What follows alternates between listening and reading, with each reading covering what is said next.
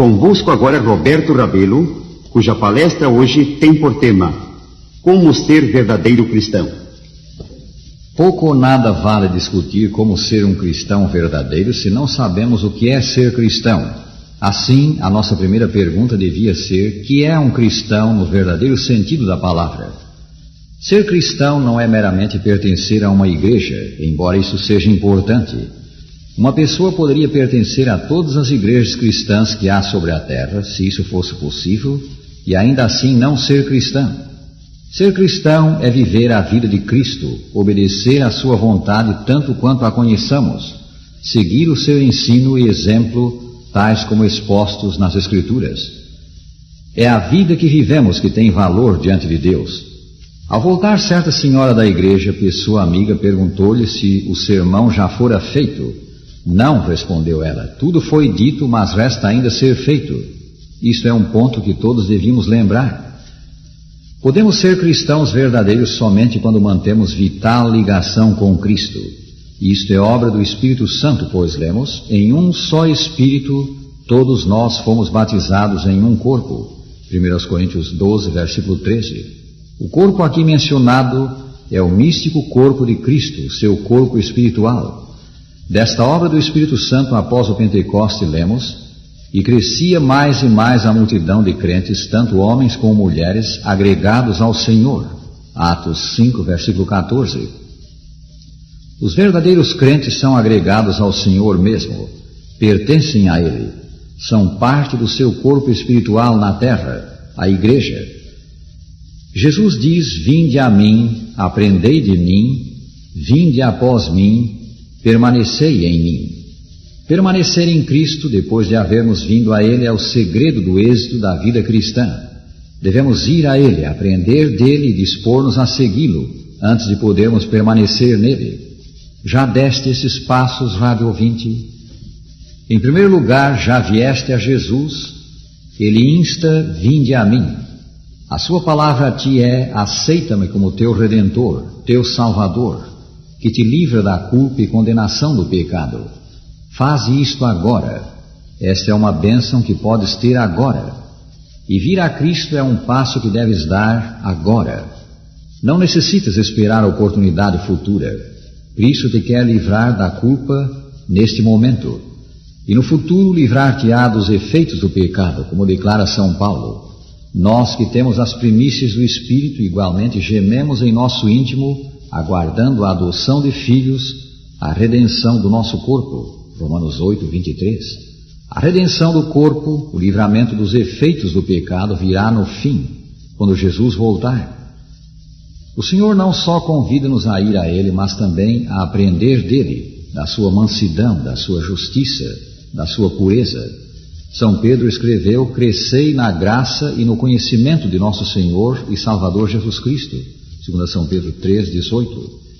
Dia após dia, ao abrirmos e lermos as Escrituras, ao orarmos a Deus, ao nos desempenharmos em nossas tarefas no lar, no trabalho, devemos aprender de Jesus. Devemos aprender como enfrentar os problemas da vida, como ser mansos, bondosos, embora por natureza sejamos o oposto. Devemos aprender como ser amáveis, compreensivos. Cada dia devemos crescer na graça e conhecimento de Cristo. Então andaremos como Ele, como Enoque andou na antiguidade. Jesus diz: vinde a mim, aprendei de mim, e então vinde após mim. Ele é o bom pastor. Esse nome, bom pastor, Ele deu a si mesmo, e quão maravilhoso é Ele. Jesus vai adiante de nós e devemos segui-lo. Devemos andar na luz de Cristo. A Escritura fala de andarmos na luz como Ele está na luz.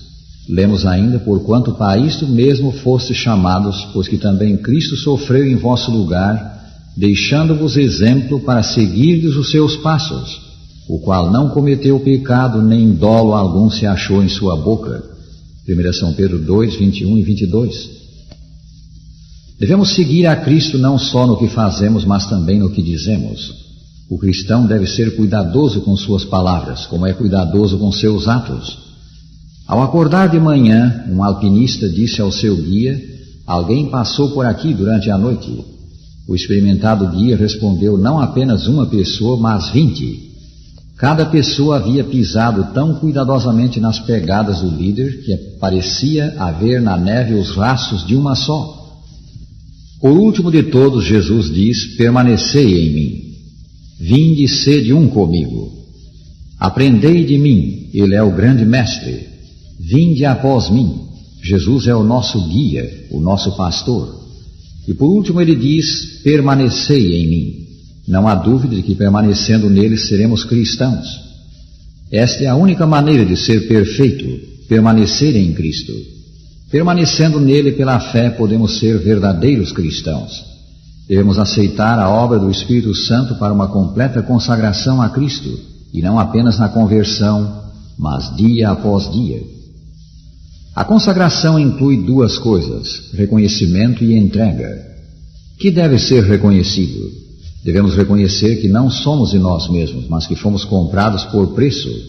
O preço foi pago com o precioso sangue de Cristo. Jesus comprou o homem completo, de maneira que na consagração lhe submetemos tudo, até os membros do nosso corpo. No dizer da Escritura: oferecei os vossos membros a Deus como instrumentos de justiça para a santificação. Romanos 6, 13 e 19. Certo ministro do Senhor refere como uma noite ajoelhou-se junto à cama e resolveu não dormir até haver-se entregue inteiramente a Deus. Pareceu-me dizer-lhe que Jesus estava ao meu lado e que eu tirei do bolso um grande molho de chaves, removi dele uma chave pequena que conservei comigo e então ofereci as outras ao Senhor, dizendo: aqui estão as chaves da minha vida. Ele me olhou com um olhar triste e perguntou: estão todas aqui? Todas menos uma, respondi. Ela pertence a um pequeno armário e na realidade não é importante. Disse ele: se não me podes confiar tudo, não me podes confiar nada. Parecia-me impossível entregar tudo, mas eu disse: Senhor, estou pronto a te entregar a chave. Aconteceu como eu esperava. Ele me abriu a mão e tomou a chave. Dirigiu-se para o armário, abriu-o e viu lá uma coisa que eu amava, mas coisa muitíssimo terrível e má. Disse ele: isso tem de sair. Esse servo de Deus relata: rendi-me ao Senhor e imediatamente comecei a odiar aquela coisa. Eu disse a Jesus: desta noite em diante faze com a minha vida como te apraz. Então lhe veio paz e também poder. Por meio dele Deus fez uma grande obra. E assim o ser verdadeiro cristão é consagrar-se a Deus, tudo submetendo a Ele. Mas nessa consagração o homem sábio não é uma máquina, não desempenha papel passivo. Consagração voluntária é cooperação com Deus, é abrir a Ele o coração. De que se alimenta o cristão? O seu alimento espiritual é a palavra de Deus, as Escrituras Sagradas. Devemos desejar o genuíno leite espiritual, a fim de por ele crescermos. Jesus disse: não só de pão viverá o homem, mas de toda a palavra que procede da boca de Deus. São Mateus 4:4. E o patriarca Jó: as palavras da sua boca prezei mais do que o meu alimento. Jó 23:12. Sob a guia do Espírito Santo devemos ler, estudar, digerir, assimilar a palavra de Deus, o ensino do sagrado livro. A salvação não vem de sermos membros da igreja, mas a pessoa que o Espírito Santo ligou ao corpo espiritual de Cristo buscará ser membro da igreja e receber a ajuda que há nela para viver como cristão. Na verdade, a igreja é o corpo místico do Salvador Jesus Cristo. Se estamos em Cristo, devemos necessariamente estar na igreja. A igreja de Cristo na terra não é uma assembleia de santos, santos no sentido de gente perfeita. A igreja militante não é ainda a igreja triunfante. Os que esperam ver perfeição nela experimentarão desapontamento.